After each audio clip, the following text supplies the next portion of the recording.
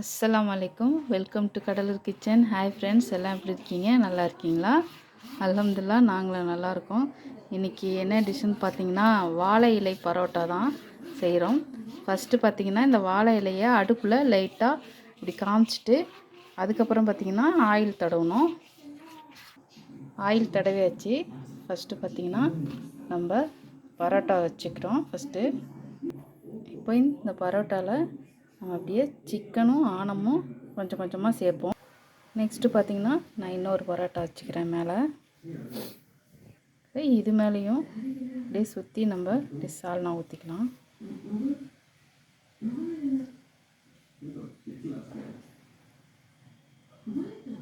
பார்த்திங்கன்னா நான் இது மேலே இன்னொரு பரோட்டாவும் சேர்த்துக்கிறேன். இது மேலே இப்படி 1 by 1 வச்சு இது மேலே பார்த்திங்கன்னா சிக்கனும் ஆனமும் அப்படியே நம்ம சேர்த்து வச்சிட வேண்டியதுதான். இது மேலே பார்த்திங்கன்னா நான் ஒரு ஆம்லேட் வச்சுருக்கேன்.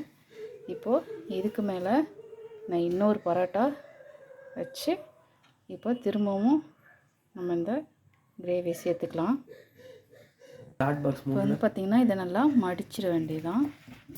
பார்த்திங்கன்னா இந்தமாரி சுற்றி நம்ம இந்த வாழை இலையுடைய நார்லேயே இப்படி கட்டிட வேண்டியதுதான்.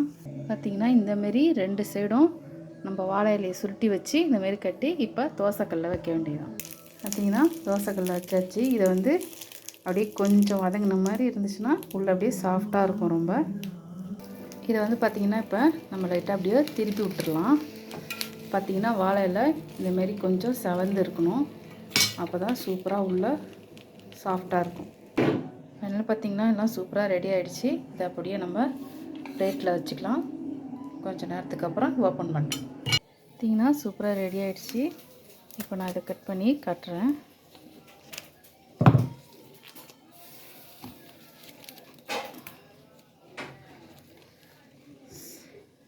எவ்வளோ ஆவி பறக்குது.